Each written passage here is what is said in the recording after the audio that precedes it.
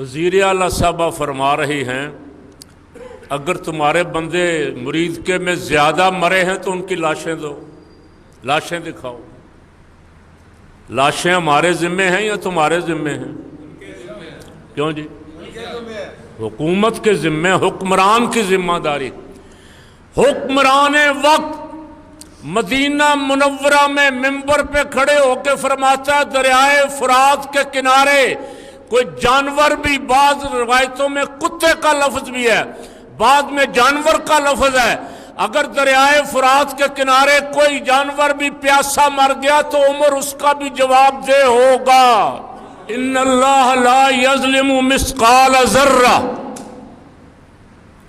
ذرہ برابر بھی ظلم نہیں فرماتا اور تمہیں عدل کا حکم دیتا ہے۔ ان اللہ یأمر بالعدل والاحسان، ہر خطبے میں جمعہ والے دن یہ آیت آخر میں تلاوت ہوتی ہے۔ اے ایمان والو، اللہ تمہیں عدل کا اور اعدلوا هو اقرب للتقوی، عدل ہی پرہیزگاری کے زیادہ قریب ہے۔ اللہ اکبر۔ ایک ہے جس نے حکم دیا گولی چلانے کا، اور دوسرا وہ ہے جس نے حکم نافذ کروایا، اور تیسرے وہ ہیں جنہوں نے چلائی۔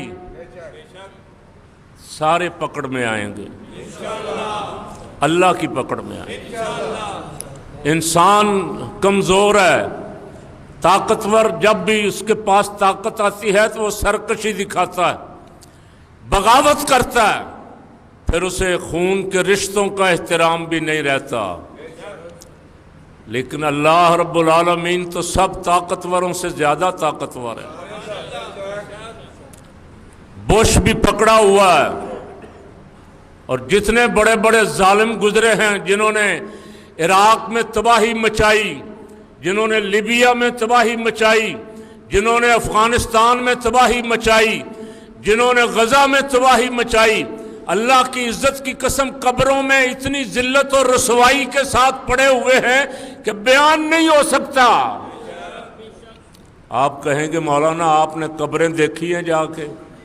تو فقیر کا جواب یہ ہے کہ جس نے دیکھی ہیں اس نے ہمیں بتایا ہے کہ ظالموں کا انجام بہت برا ہوتا ہے، ظالموں، ظلم کا انجام برا ہوتا ہے، ظلم ظالم کے لیے وجہ فنا ہوتا ہے۔ اب مجھے کہا جاتا ہے جی ظلم کے خلاف بھی نہ بولیں، عدل کی بات بھی نہ کریں، خون کا حساب بھی نہ مانگیں، تو پھر اگر ایسا ہی ہے تو فقیر کے ہاتھ کھڑے ہیں، جمعہ سے چھٹی ریٹائرمنٹ لے لیتا ہوں۔ پولیس والے مجھے کہیں آ کے کہ آپ ریٹائر ہو جائیں، میں ریٹائرمنٹ کی عمر میں تو ہوں، اب جب تک میں اس کرسی پہ ہوں حق بولتا رہوں گا۔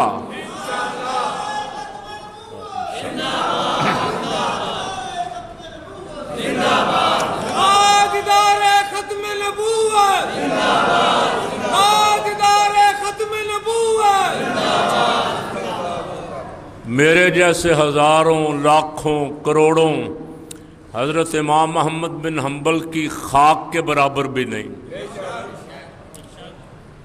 اتنا بڑا وقت کا امام، اور ان سے پہلے حضرت سیدنا امام اعظم ابو حنیفہ، حق کہنے پہ روزانہ کوڑے لگتے تھے جیل میں، اور ان کوڑے لگنے سے موت واقع ہوئی، حق کا ساتھ نہیں چھوڑا۔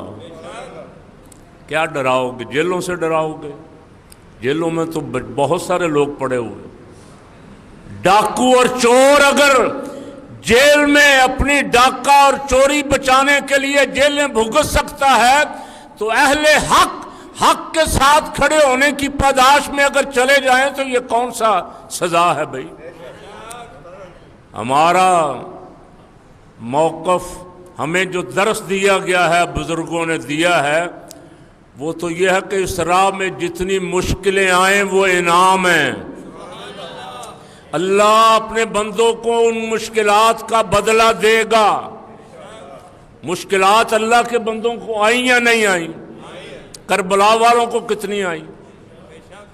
مولا کائنات علی المرتضیٰ شیر خدا سیدنا عثمان غنی دوران خلافت او آدھی دنیا کے بادشاہ ہیں، امیر المومنین ہیں، گھر باغیوں نے گھیرا ڈال کے شہید کیا۔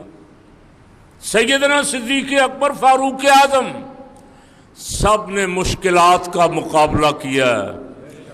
اہل ایمان جو جب کلمہ پڑھتا ہے نا لا الہ الا اللہ محمد الرسول اللہ، تو اس سے رب فرماتا ہے احسب الناس ان یقولوا آمنا وہم لا یفتنون، او مومنو یہ نہ سمجھ لینا کہ خالی کلمہ پڑھنے پہ چھوڑ دیے جاؤ گے، آزمائش ہوگی۔ احسب الناس ان یترکوا ان یقولوا آمنا وہم لا، یہ نہ سمجھو کہ خالی ایسے ہی چھوڑ دیے جائیں گے۔ ہم کہیں گے جی ہم تو مسلمان تھے، کرتے کیا رہے ہو؟ مسلمانوں پہ گولی چلاتے رہے، ظلم کرتے رہے، لوگوں کا ناحق خون چوستے رہے ہیں، بس ہم مسلمان ہیں۔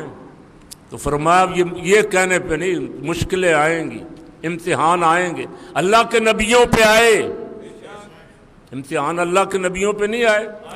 حضور نے فرمایا سب سے زیادہ مشکلات مجھ پہ آئیں جو سارے نبیوں کے امام تھے۔ فرمایا اتنی مشکلیں آئیں کہ اگر وہ پہاڑوں پہ آتی تو پہاڑ بھی ریزہ ریزہ ہو جاتے۔ اللہ ایمان پہ قائم رکھے، استقامت عطا فرمائے، ہمیشہ حق کا ساتھ نصیب فرمائے، حق کے لیے کھڑا ہونے کی توفیق عطا فرمائے۔